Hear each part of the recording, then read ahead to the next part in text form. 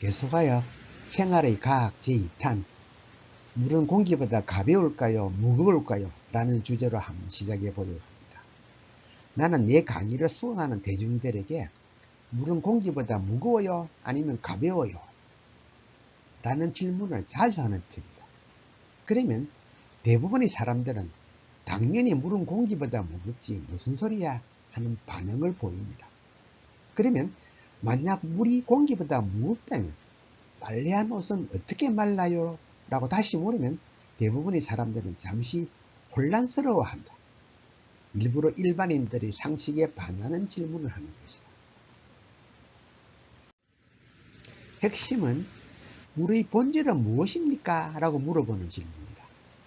물은 좀 독특하게 기체 상태, 액체 상태, 고체 상태와 같은 세 가지 상태가 상온에서 존재한다.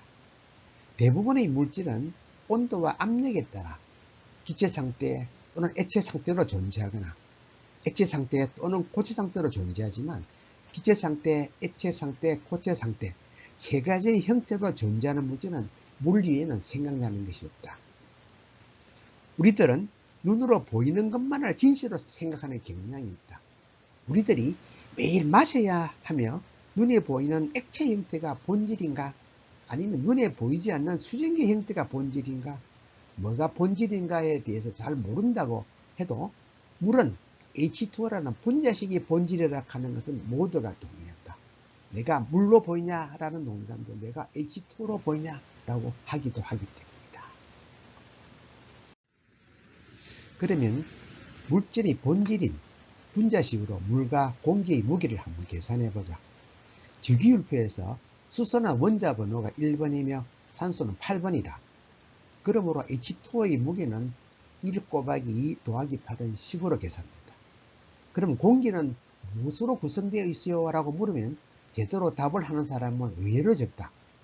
동물들이 숨을 쉬고 있으니까 당연히 산소가 있을 것이고 연료를 태우면 이산화탄소가 나온다고 알고 있으며 이산화탄소는 지구의 온난화의 주범이라고 하지 않나.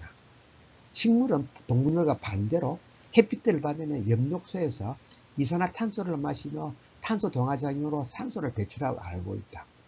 그리고 연탄가스에 중독된다고 하니 일산화탄소도 있을 것으로 생각한다. 자, 공기를 구성하는 주성분은 질소와 산소이다. 방금 네이버에서 찾아보니 질소가 78%, 산소가 21%, 나머지 1%를 아르곤, 이산화탄소, 헤륨 등이 차지하고 있다고 나온다. 질소는 N2 형태로 존재하니까 원자 번호 7 곱하기 2는 14, 산소도 O2로 존재하니까 8 곱하기 2는 16이다. 공기의 성분 비율을 계략적으로 합산해도 공기가 물보다는 훨씬 무겁다. 요즘에도 자살에 널리 사용되고 있는 번개탄은 공기보다 조금 가벼운 일산화탄소에 의한 중독이다. 일산화탄소는 산소와의 결합력이 엄청 강하여 피 속의 산소를 모두 빼앗아가기 때문에 산소 부족으로 죽는다. 예전에 우스갯소리로 죽어서 염라대왕님에게 생전의 죄를 심판받으러 줄을 서 있으면 잘못 차림을 보면 염라대왕님은 코리아에서 왔구만 하면서 금방 알아보신다고 한다. 부산이 고향인 강사의 어린 시절에는 흐린 날의 연탄가스 사망 소식과 시장에서 버린 보과를 먹고 죽은 가난한 사람들의 신문기사는 거의 매일 있었다. 그래도 의심이 드는 분들을 위하여 다른 예를 한번 들어보겠다. 우리들은 구름이 많은 흐린 날을 저기압이라 하며 하늘이 맑은 날을 고기압이라고 한다.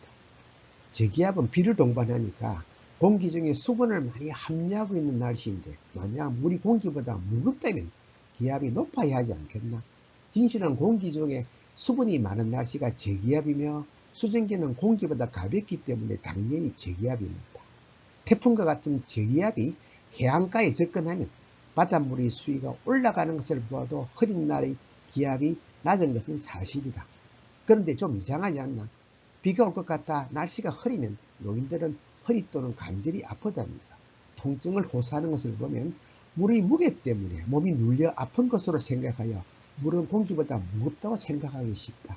그러나 진실은 반대이다.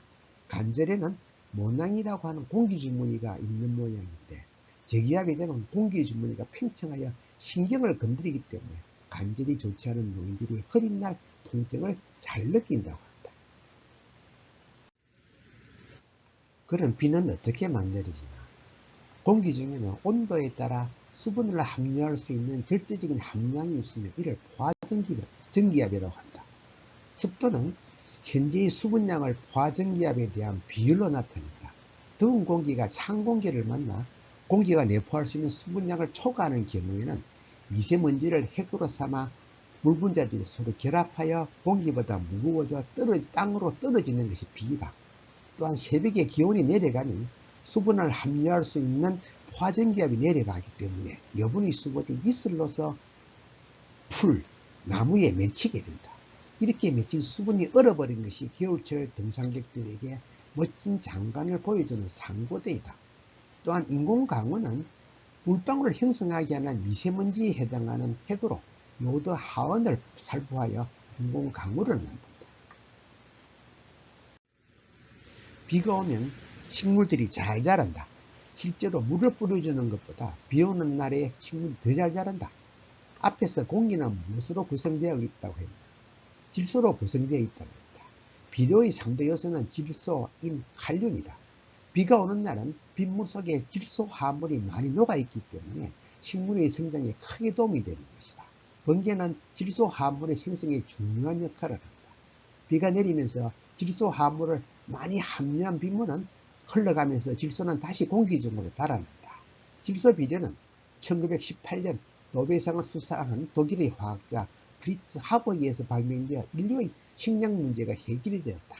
인류를 기근에서 해방한 위대한 공로도 나치의 독가스 개발에 응용되어 나쁜 이미지로 남아있는 비운의 과학자이다. 네티즌 여러분 어떻습니까? 우리들이 물에 대해 많이 알고 있는 것 같아도 모르는 것도 많죠. 저는 물에서 신의 손길이 느껴집니다. 경청해 주셔서 대단히 감사합니다.